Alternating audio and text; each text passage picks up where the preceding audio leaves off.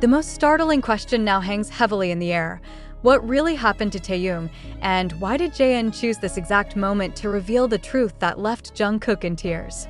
The emotional intensity of the revelation has sparked a wave of reactions, speculations, and debates, but it has also triggered a deeper reflection that fans can no longer ignore. Was this a confession born out of necessity, or was it an orchestrated moment designed to shift the narrative? And more importantly, how much of what we see online is truly rooted in reality? As the clip of Jungkook's tearful breakdown spread across TikTok, X, and YouTube within minutes, the confusion grew even louder. Some fans insisted that the pain on Jungkook's face was too raw to be staged. Others argued that the timing of Jin's statement during a celebratory broadcast felt too abrupt, too dramatic, almost as if it were intended to ignite emotion and attention. But who can say for certain?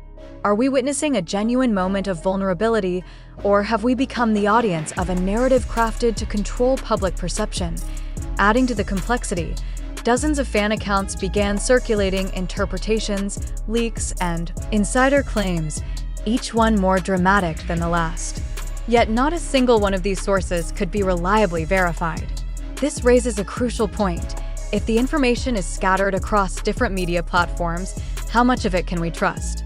TikTok edits, Twitter threads, reaction videos, and fragmented live stream screenshots all build an emotional story. But do they build an accurate one?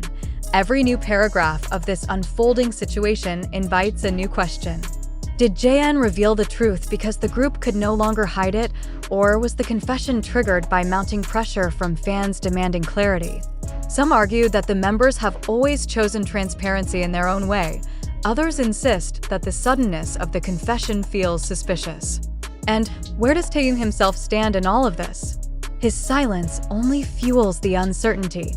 Then there is Jungkook's breakdown, a moment replayed millions of times. Was it heartbreak? Was it guilt? Was it relief? Or was it, perhaps, the crushing pressure of carrying rumors, questions, and emotional burdens that fans never saw behind the scenes? Or could it have been intensified by the camera's presence, consciously or unconsciously turning emotion into spectacle? None of these possibilities can be dismissed, and none can be confirmed. While the emotional narrative feels compelling, another question emerges. Are we, as observers, consuming this moment as reality or as entertainment? With the rapid spread of sensational content across TikTok, YouTube, and Twitter, the line between truth and spectacle grows increasingly thin. Even now, countless fans analyze micro-expressions, background noises, and body language, trying to decode the real meaning behind every gesture. But how much of that decoding is grounded in fact, and how much is shaped by emotional investment? This is why critical thinking becomes essential. As powerful as this moment is, we must challenge ourselves to ask whether the story being circulated is complete, accurate, or even real. What if the narrative is shaped more by speculation than information? What if we are witnessing a collective emotional reaction to fragments rather than verified truths?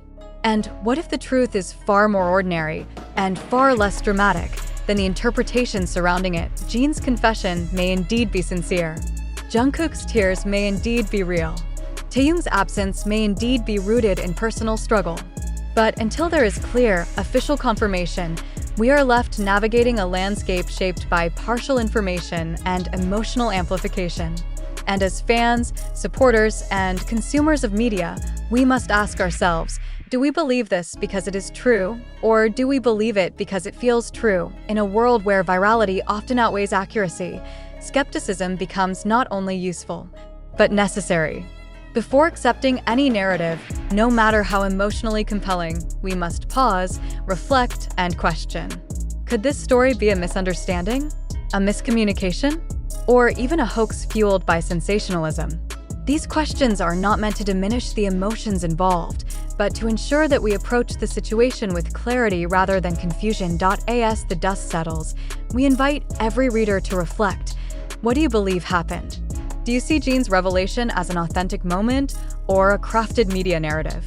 And how do you distinguish fact from speculation in a world where every rumor spreads like wildfire? The information we've shared comes from circulating clips, translated statements, and social media reactions across TikTok, YouTube, Twitter, and other platforms. But the truth remains uncertain. That is why we encourage you to stay critical, stay aware, and avoid accepting every viral moment as fact. In the aftermath of this emotional storm, the question that now hangs over millions of viewers is simple yet unsettling. What if everything we witnessed was never meant to represent reality? And more importantly, why did so many people believe it without hesitation? As reactions exploded across TikTok, YouTube breakdowns emerged within hours, and Twitter threads multiplied by the minute, one truth became impossible to ignore. Audiences today are often drawn more to emotional intensity than verified facts. But should we accept this pattern or challenge it? This moment invites us, perhaps even forces us, to ask ourselves uncomfortable questions. Why were we so ready to believe that Taehyung had been gone for a long time?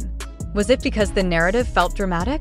Because it aligned with fears, rumors, and insecurities the fandom has carried for years? Or because digital media has trained us to respond to shock before confirmation? Every viewer must confront this dilemma directly. Did you believe it because it was true, or because it felt true, in an era where edits on TikTok can manipulate context and where YouTube commentary often blends speculation with performance? The lines between fact and fiction blur easily. But does that excuse us from responsibility? Shouldn't every reader pause and ask, who created this narrative? Why did they create it? What did they gain from amplifying it? These questions are not accusations. They are vital tools for survival in the digital age. And remember, the information presented in earlier segments did not originate from any official BTS communication. Instead, it came from scattered clips, fan interpretations, trending videos, algorithm-driven recommendations, and speculative commentary across TikTok, Twitter, and YouTube. Is it wise to trust a story assembled from fragments that were never verified? Or is this exactly how sensationalism sustains itself, by exploiting emotional vulnerability and the hunger for dramatic revelations? At this point, we must reflect on our own participation. Each share, each retweet, each excited comment contributes to building a narrative that may have no foundation. So ask yourself, were you reacting to truth or to the thrill of shock? And if the story turned out to be exaggerated, distorted, or fabricated, what does that reveal about how easily misinformation can spread within even the most loyal and passionate communities? It is crucial to examine why emotional content spreads faster than factual content. Is it because viewers crave connection? Because drama feels satisfying? Because fandom culture magnifies speculation? Or because media manipulation has become so normalized that we no longer detect it? Each of these possibilities demands reflection, and none should be ignored. Even more provocatively, we must consider the creators behind these narratives. Do they craft these stories out of genuine concern, or because sensationalism drives engagement, views, and virality? If emotion becomes a tool, and fans become a target, what does that mean for the integrity of the stories we consume? This is why skepticism is no longer optional, it is essential. Critical thinking is no longer a luxury, it is a survival strategy. The next time a headline claims that Jin revealed the truth, or Jungkook cried on camera, or Taehyung